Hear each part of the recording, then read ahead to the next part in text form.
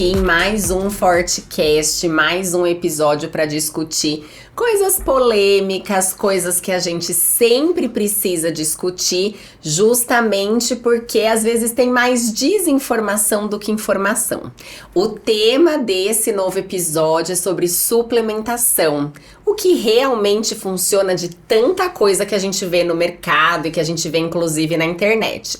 Para falar sobre esse tema, a gente trouxe mais uma pessoa especialíssima no assunto, que é nutricionista, doutor, dá aula sobre isso na pós-graduação. Então, se tem alguém que tá antenado aí em tudo de comprovação científica que existe, é ele. Então, a gente vai falar hoje com o professor Lucas Peixoto.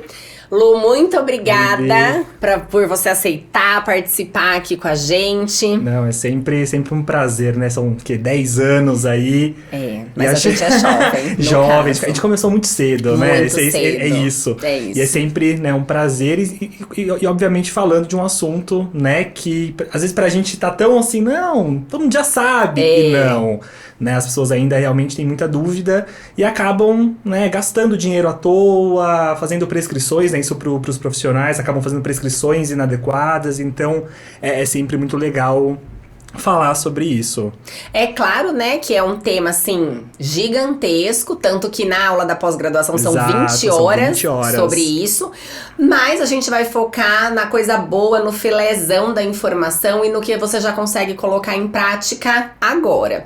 Então, assim, primeira coisa, a gente tem 1 milhão de suplementos no mercado, muita coisa, toda hora sai alguma coisa nova ou alguma coisa velha com nome novo. Só que a gente vai pesquisar os artigos científicos e a história não é bem assim. Então eu lembro que na sua aula você cita um artigo de alta relevância, bem confiável, que chega num consenso dos 5 suplementos que funcionam de verdade.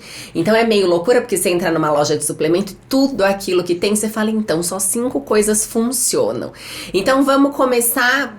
Quais são essas 5 coisas que funcionam? É loucura e os alunos, né, ficam... igual você falou, é uma aula de 20 horas, né, é um fim de semana inteiro conversando só sobre o suplemento. E quando a gente fala, olha...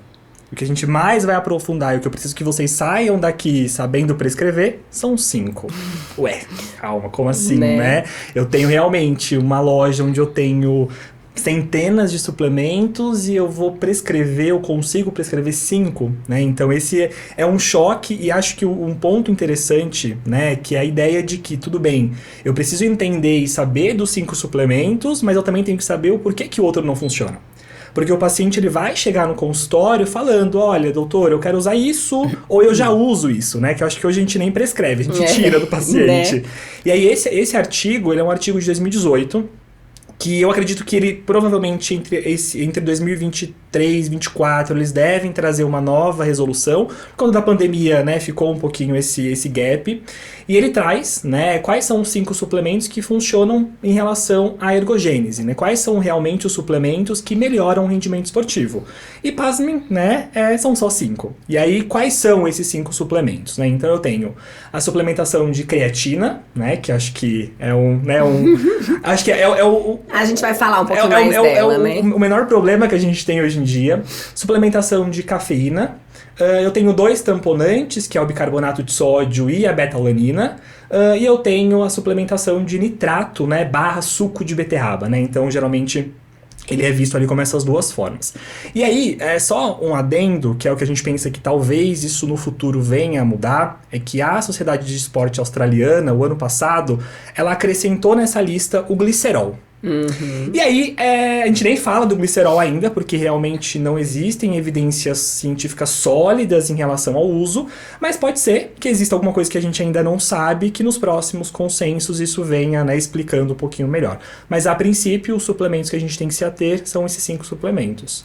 Perfeito. A hora que a gente pensa nesses 5 suplementos, muitos deles não são os populares, né? Então, assim, não. A gente pensa, qual que a grande maioria conhece? Creatina e cafeína, Isso. Basicamente. E geralmente cafeína não como suplemento, né? Muitas vezes dentro do alimento, um energético, né? Um produto, e não só olhando pro suplemento como a substância ativa. Não, perfeito. E aí tá, então assim, eu vou prescrever. Eu quero usar, mas vamos pensar agora no médico do esporte, na pessoa que vai fazer uma prescrição, nos profissionais habilitados para isso. A grande maioria das pessoas que vão chegar no consultório não são atletas de alto rendimento. Exato. Né? Então, exato. assim, quando a gente pensa, vamos falar da grande maioria. Desses 5, o que realmente seria eficiente numa rotina de consultório? Eu acho que acaba sendo realmente os 2 que são mais conhecidos, né? A creatina, ela é um suplemento extremamente versátil, né? Hoje é o suplemento que saiu do esporte e entrou na clínica. Então é um suplemento que a gente consegue usar hoje para muitas patologias, então doenças que eu tenho envolvimento, principalmente a nível de sistema musculoesquelético. Então o próprio envelhecimento, né, é um suplemento muito versátil em relação a isso, então foge bastante do meu público, né, atleta. E a cafeína, ela acaba sendo um suplemento também que eu consigo usar, né, como realmente uma questão de disposição, né, um suplemento que eu não preciso de um atleta pensando em ergogênese, né, muitas vezes em relação a questões do dia a dia mesmo. E hoje o suco de beterraba, né, o nitrato, que aí só um parênteses em relação a isso, o recurso ergogênico não é o suco de beterraba, né, porque muitas vezes isso é confundido. Então, a substância é o nitrato, né? O suco de beterraba ficou conhecido como suplemento porque a beterraba é um dos alimentos fontes de nitrato, né? Então é importante a gente separar isso. E o nitrato, né, hoje a gente tem alguns estudos interessantes, estudos bem feitos, mostrando o efeito dele em relação à regulação da pressão arterial, por ele atuar nesse processo de vasodilatação. Então, olhando hoje, né, com esse senso mais crítico, eu acho que é um suplemento que nos próximos anos a gente vai conseguir usar a nível ambulatorial para outros, né, pacientes, para um público diferenciado, né, fora o atleta. E isso é uma questão do mercado. O mercado hoje em dia ele está procurando usar esses suplementos para uma abordagem mais clínica, né? Porque é o que vende muitas vezes, né? Porque se a gente pensar a rotina, né? Se a gente pensar em relação a atleta, quantos atletas de alto desempenho, né, eu realmente tenho contato. Então acho que o grande e a ciência ela traz isso também, né?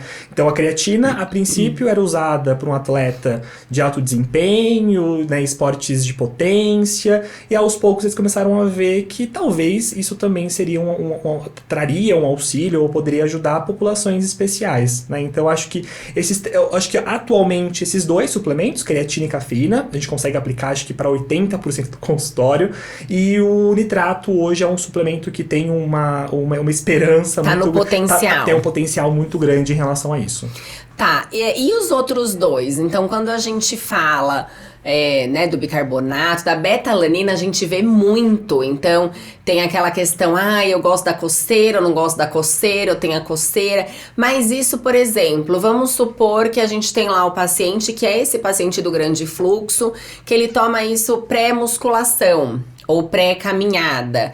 Qual a efetividade disso? De eu administrar esses milhares de pré-treinos que a gente tem, que hoje tem 1 grama de beta-alanina, porque foi liberada a dosagem. Então, cientificamente, qual a eficácia real?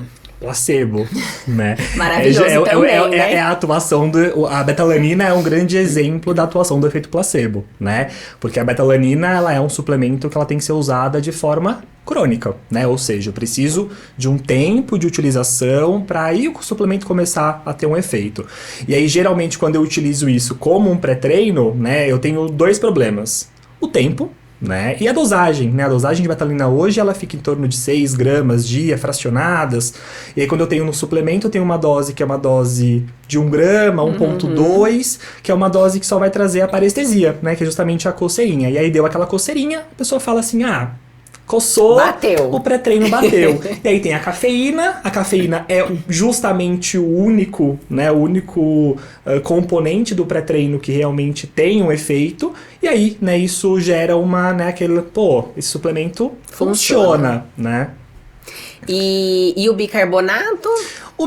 Eu acho que assim, o bicarbonato e a betalanina são suplementos que vão agir de forma idêntica, né? São ambos suplementos tamponantes, só que ao passo que o bicarbonato é um tamponante extracelular, a betalanina é um tamponante intracelular. A única diferença é o mecanismo de ação.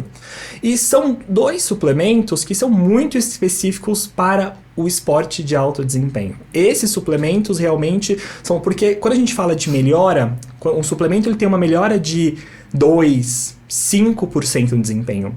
Qual que é a validade, né, de uma pessoa que faz mesmo uma modalidade que se enquadre, né, em relação à utilização de um suplemento como esse, de se beneficiar de 4% em relação ao tempo? No mundo real, não faz sentido, né? A melhora que eu tenho, ela é muito marginal. Então, isso é um problema. Ao passo que quando eu trago isso para um atleta de competição, não precisa nem ser um atleta, né, olímpico, né? Que hoje a gente tem várias divisões em relação aos atletas. Um atleta de competição, ele naturalmente, ele melhorando 10 segundos no tempo dele, ele já tá ali, já tá tendo um ranking na frente, um patrocinador que olha para ele. Então, eu acho que o grande ponto do profissional é ter esse discernimento e conseguir separar aquilo que, tudo bem, você faz uma modalidade que é beneficiada pelo uso de um tamponante. Que hoje, por exemplo, tem alguns estudos falando em relação ao CrossFit, que talvez o CrossFit seria uma modalidade que necessitaria, por conta da produção de íon, seria algo interessante para a utilização. Mas a maioria de quem faz o CrossFit faz de uso recreacional. Agora, qual é a validade, o que muda na vida de um indivíduo de um exercício X, ele tem uma melhora de 3%, 4%. Então, acho que esse é o grande ponto. Não é simplesmente o suplemento, ele funciona. Tudo bem, ele funciona. A amostra que ele foi testada é uma amostra que é uma amostra de atletas. E será que eu vou ter o mesmo efeito? E muitas vezes o paciente, ele tá lá suplementando 4, 5, né, produtos diferentes, onde um suplemento é o que realmente vai trazer um efeito, né? Então, acho que esse é o grande ponto. Não é porque está dentro dos suplementos que funcionam que a utilização dele ela vai ser, né, ela vai ser sempre utilizado. Não, então tem que pensar qual é o perfil do paciente realmente. Não, perfeito. Então tá, então esse a gente não vai focar tanto, porque na maior parte das pessoas a gente não vai ter esse benefício, não vai colher tantos frutos disso. Agora, a creatina é algo bem importante em várias populações, e aí isso torna para o profissional, para o médico do esporte, os profissionais que prescrevem, um conhecimento necessário. Então, você saber para que ela serve e você saber prescrever. Então, primeira coisa, assim, fisiologicamente, qual seria a minha vantagem de suplementar com creatina? Bom, acho que uma primeira coisa, né? Creatina não é proteína. Acho que essa é a primeira regra que a gente tem que lembrar, porque muitas vezes isso traz uma confusão. A creatina, ela melhora a provisão energética. É isso. Né? Se a gente pudesse separar, né, resumir a função da creatina, é melhorar o fornecimento de energia. E esse fornecimento de energia, ele pode ser utilizado para N coisas, né?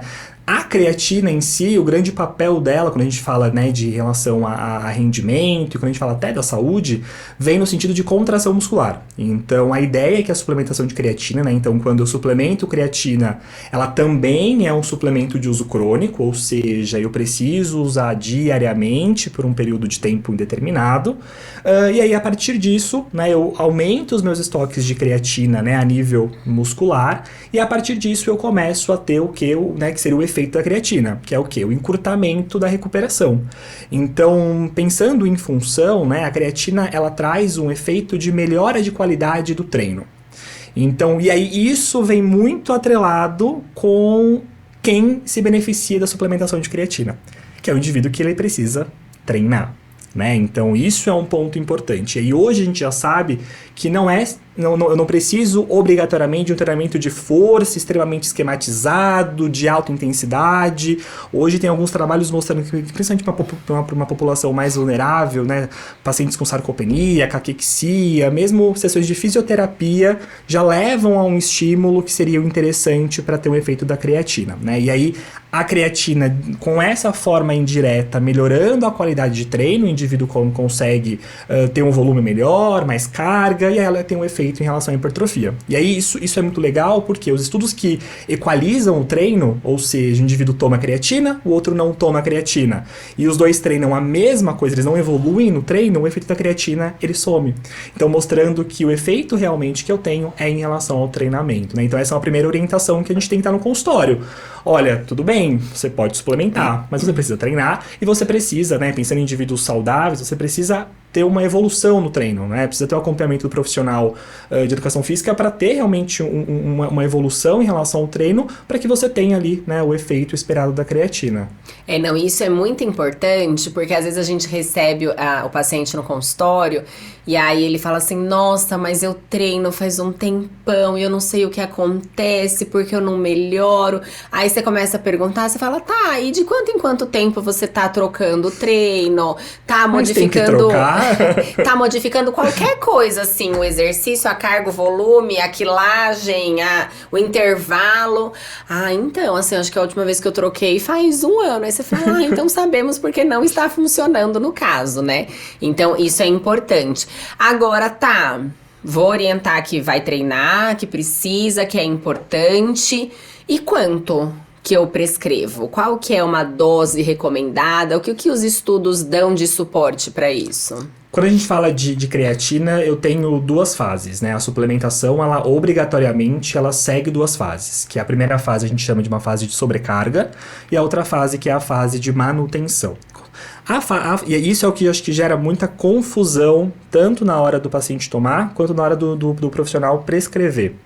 A primeira fase, que é essa fase de sobrecarga, eu tenho 2 maneiras de fazer. Então, uma maneira, e essas maneiras elas são tempo dependente. A única diferença de um protocolo para o outro é que um demora 5 dias e o outro demora 20 dias.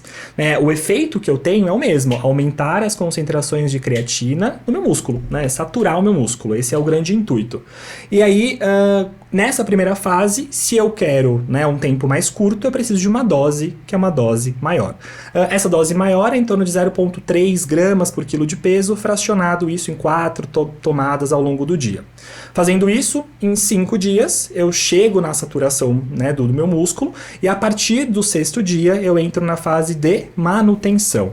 Essa fase de manutenção eu vou tomar diariamente, uma única vez ao dia, em qualquer horário, 0,03 gramas por quilo de peso, certo? Então, eu tenho essas 2 formas. A partir do momento que essa fase inicial, que é a fase de saturação, eu não preciso obrigatoriamente realizar em 5 dias. Eu posso suplementar a mesma dose da fase de manutenção, que é o 0,03 gramas por quilo de peso, só que aí eu sei que vai demorar 20 dias para eu alcançar, né, de 25 a 28 dias mais ou menos, para alcançar essa saturação. Então, assim, a grande ideia é, o paciente começa a tomar, ele não vai parar. Né? Então eu particularmente na prática acho muito mais fácil já começar com a dose de manutenção, porque muitas vezes o paciente não consegue tomar 4 vezes ao dia, isso gera ali um problema, a gente não sabe se saturou, se não saturou, então já começa, né, se realmente eu não tenho nenhum evento esportivo, isso para atleta muda um pouco, pode ser que o atleta chegue no meu consultório e ele tem uma competição daqui a 2 semanas, não vai dar tempo de alcançar essa saturação em 20 dias,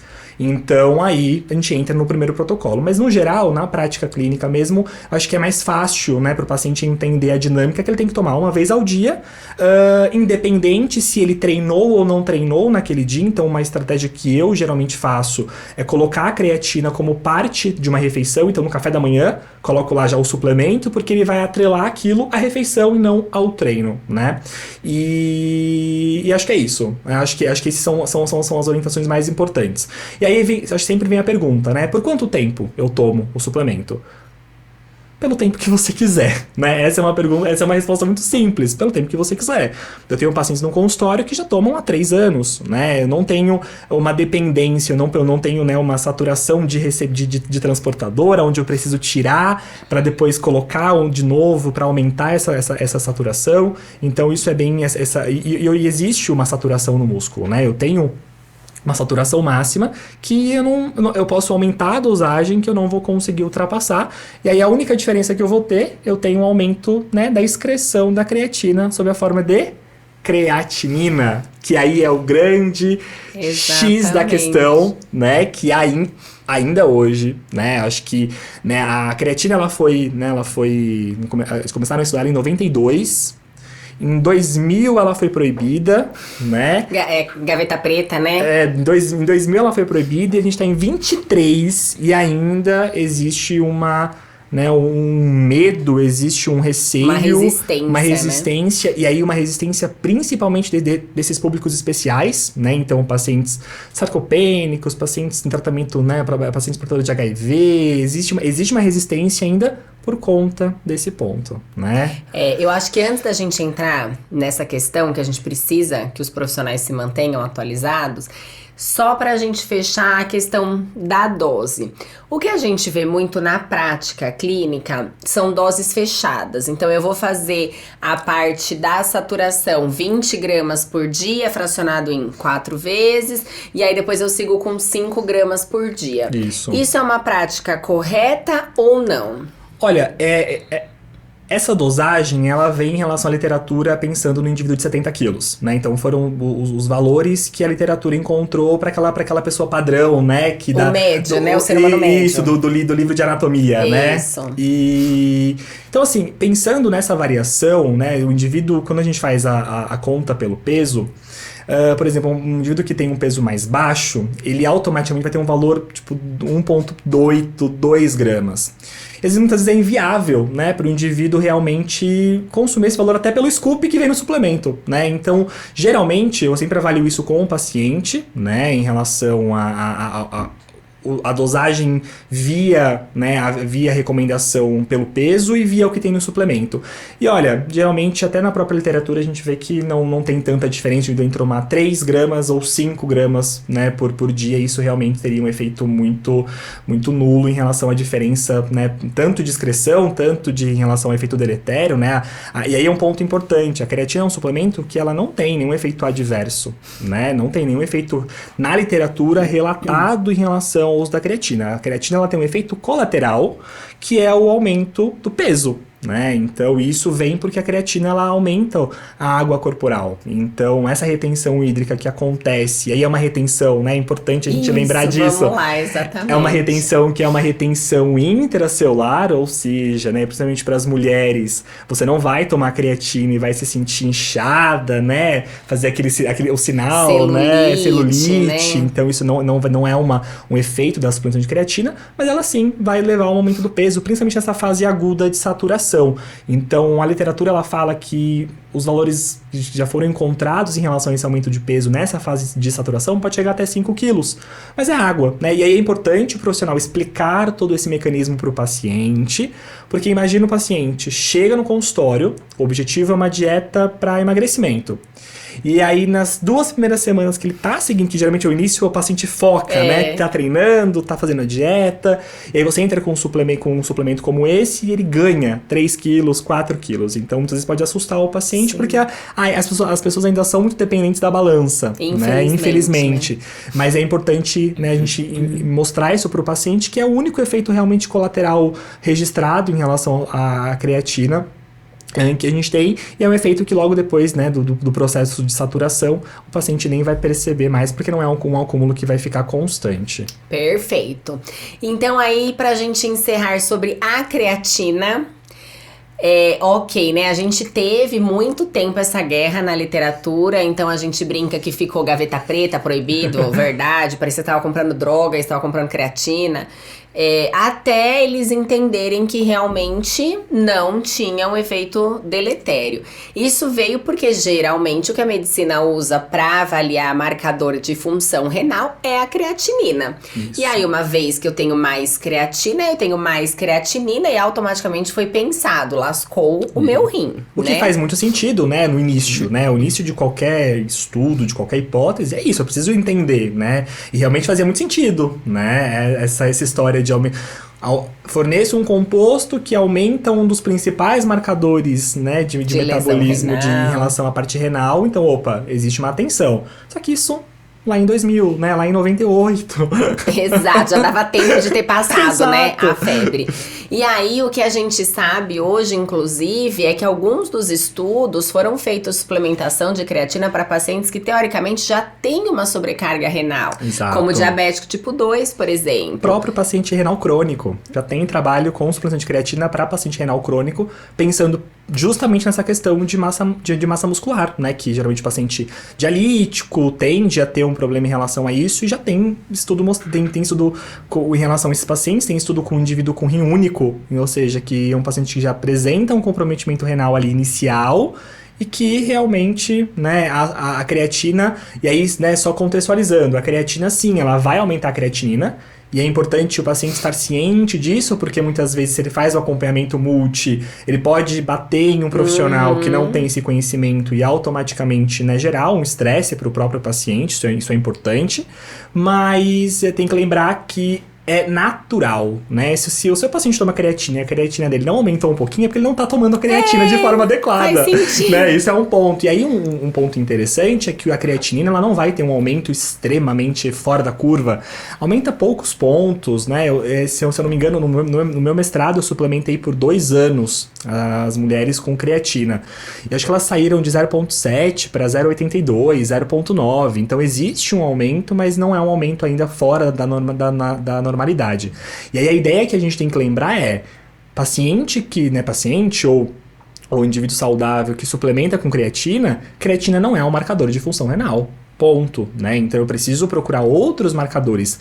Taxa de filtração glomerular, cistatina C, preciso procurar outros marcadores que vão trazer realmente como que tá o estado daquela parte renal. E como você falou, a literatura ela já é muito... acho que a gente já nem estuda mais isso, a gente já nem avalia mais isso, porque já é realmente o martelo. E olha que é difícil fazer isso na ciência, né? Você bater o martelo, mas na ciência, em relação à creatina, isso já realmente já é bem contextualizado, as pessoas já sabem que não existe risco em relação à suplementação. Então, perfeito. Então, já sabemos aí, pode suplementar, né, que é importante para várias populações fazer essa suplementação com a creatina. E aí, pra gente ir caminhando pro final do nosso episódio, tem a cafeína nessa história, né? Porque, assim, a gente também tem uma questão de funciona. E ser humano é aquele bicho esquisito, né? Se um pouco é bom, quanto mais melhor. Quanto mais melhor. E a gente vê alguns suplementos com dosagens extremamente altas de cafeína. Isso. Então, como que é isso? Eu posso tomar o quanto eu quiser, do jeito que eu quiser e tá tudo bem? Não, a cafeína é um suplemento que ele parece inofensivo, mas muitas vezes, dependendo do público e dependendo do paciente que você faz essa indicação, da forma que o paciente toma, pode ser um tanto quanto perigoso, né? Porque é um suplemento que ele age de forma sistêmica, né? Então, eu tenho um efeito a nível, né, de neurotransmissores, eu tenho um efeito a nível de adipócitos, mas eu ainda tenho um efeito muito grande em relação à questão cardiovascular, então frequência cardíaca, então muitas vezes isso a depender, e a cafeína é um suplemento diferente da creatina, que eu tenho uma dose estabelecida. A cafeína é um suplemento dose-resposta. Quanto maior a dose, a tendência é que eu tenha uma maior resposta, mas nem sempre uma melhor resposta, né? Eu posso ter uma maior resposta, mas a resposta ela não pode realmente ser uma resposta efetiva. Então, pensando num paciente com ansiedade, um paciente que tenha uma cafeína, ela pode agir ali de forma antagônica com a medicação. Então, tudo isso é um suplemento que não é totalmente inofensivo. E aí, um problema que geralmente a gente tem que lidar. O paciente fala assim, não, doutor, eu já tomo muito café, tomo muito energético. a forma como o princípio ativo, né, que geralmente é a cafeína anidra, a forma como o princípio ativo age no nosso organismo é totalmente diferente da forma como o café expresso, mesmo muitas vezes a concentração de cafeína sendo alta também, a forma como é a resposta do paciente, ela tende a ser diferente. Então, geralmente é um suplemento que todos a gente tem que supervisionar, mas é um suplemento que eu preciso ter uma supervisão ali de mandar realmente fazer um ajuste, né, de dose, a menor dose efetiva e aumentando essa dose ao passar do tempo. E aí um ponto interessante, né, que a cafeína é um suplemento que ela não vai funcionar para todo mundo. Existem hoje pessoas que estudos mostrando que existem pessoas que não são responsivas à suplementação de cafeína.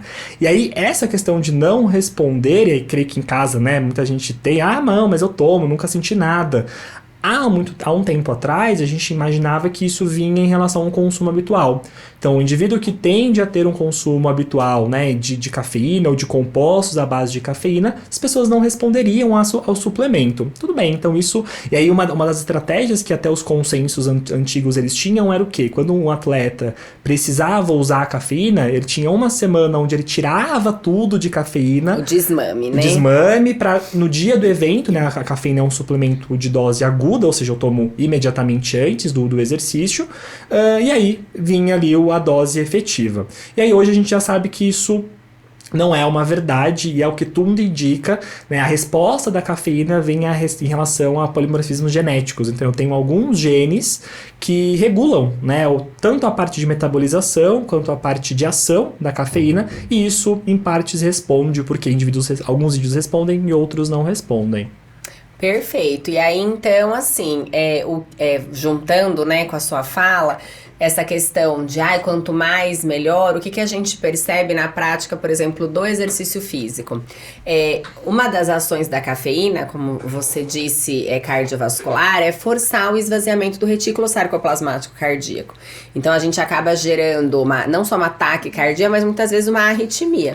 E isso no exercício, a própria taquicardia não é bom, porque se o coração bate muito rápido, a sístole é muito rápido, significa que a diástole também é. Então eu não tenho um enchimento adequado, eu não tenho uma circulação adequada, e o que parece que vai me ajudar a ter mais disposição me deixa mais cansado. Então eu acho que uma coisa importante, às vezes, perceber que a dose, ela tá tão alta que você se sente muito cansado, como se você tivesse com essa sensação taquicárdica constante, que às vezes as pessoas acham que é isso que funciona. E que não é, na verdade, né? Exatamente. E acho que um ponto, né, interessante é pensar, a gente tem uma dose limite, né? A Anvisa, ela coloca 420 miligramas em relação à dose limite. A gente tem suplemento de 600 miligramas. Exatamente. Então, principalmente suplementos importados, né? Eu tenho uma dose que geralmente é uma dose que é muito alta. Geralmente as doses em pré-treino, elas acabam não sendo doses tão altas, né? Porque eu tenho aquela mistura de coisas que não funcionam. E o que realmente funciona acaba tendo uma dose mais baixa. E aí também essa é uma outra coisa, porque geralmente em suplemento, vai ter um suplemento mais comum, vai ter em torno de 100 miligramas de cafeína, o que muitas vezes, dependendo do peso do paciente, não é uma dose efetiva, né? Então a cafeína em si é um suplemento que eu particularmente gosto de individualizar, né? De realmente realizar a suplementação de forma individualizada, porque eu acho que é um suplemento que a gente precisa conhecer o efeito do paciente perante ao suplemento. Não é um suplemento universal como a creatina, que o paciente acaba respondendo. Tem algumas pessoas que não são responsivas, mas o efeito, né, deletério ele não é visível ali. Na cafeína isso já pode acontecer. Perfeito, então pra gente encerrar esse episódio, eu já vou, na verdade, deixar um gancho pro próximo, né? Que a gente vai ter mais um. Assim, a gente sempre ouviu suplemento whey. Né? E então aí, é sempre não assim. Funciona? E aí as pessoas devem estar se perguntando, mas meu Deus, eu tinha certeza que o whey funcionava, porque é um suplemento ótimo. O que aconteceu com o tal do whey? Porque a gente tem que entender, né, que existem divisões em relação aos suplementos. Quando eu falo de suplemento para ergogênio, são suplementos que melhoram de forma direta o desempenho. Então, a cafeína, ela age no neurotransmissor, ela age no receptor e melhora o rendimento. A creatina aumenta a saturação, melhora a contração muscular e melhora o rendimento. Quando eu falo de whey, quando eu falo de carboidrato, são suplementos que são complementos alimentares que vão agir de forma indireta no desempenho. Então, eu preciso de proteína para manutenção da vida e do desempenho, mas não é um suplemento. Mas o whey não é um suplemento indispensável. Se eu tenho um frango, se eu tenho um queijo, muitas vezes eu tenho, né, o substrato é o mesmo, né? Então, quando a gente fala de suplementos que funcionam, a ideia é o suplemento que funciona para o desempenho. Né? Então, acho que E aí, então, o whey hoje é classificado como? Ele é um complemento alimentar, né? É um suplemento à base em relação à complementação alimentar. Então, é um suplemento que é sempre necessário? Não, se o paciente ele consegue atingir as necessidades proteicas dele por um alimento, eu não vou usar o suplemento. É que hoje em dia, né, acaba sendo uma forma muito mais fácil, prática. E aí, principalmente, né, pensando de novo em públicos especiais, né, porque a questão é medicina esportiva, mas a gente foca muito em relação a outros públicos também, né, outros grupos. Para o idoso. Um idoso hoje atingir uma recomendação de proteína somente de alimento é muito difícil, né? Ainda mais hoje em dia a recomendação são recomendações mais altas, é muito difícil, né? Pensando em todos os problemas do próprio envelhecimento. Então, com o suplemento você consegue de uma forma fácil, de uma forma rápida, bater ali o que você iria conseguir com 150, 200 gramas de um alimento, né? Então, é só uma forma realmente mais prática de você obter aquele nutriente proteína. Ponto. Maravilhoso. Então, a gente vai encerrar por hoje com esse episódio especial sobre suplementação, mas a gente vai ter uma outra oportunidade para discutir sobre proteínas. Aí a gente vai falar mais sobre o whey, sobre as proteínas dos alimentos fonte mesmo. Lu, obrigada por hoje, né? Eu que por agradeço, enquanto. Bi. E assim, sempre maravilhosas as nossas conversas, que a gente vai falando tudo que funciona. Exato. Lembrando, gente, que ciência é essa coisa dinâmica, né? O que tá comprovado hoje pode ser que amanhã mude. Certeza. Mas hoje, essa é uma verdade. Esse é o cenário atual. Obrigado mesmo pelo convite, é sempre muito bom. Então tá bom, até a próxima, gente. Tchau, tchau.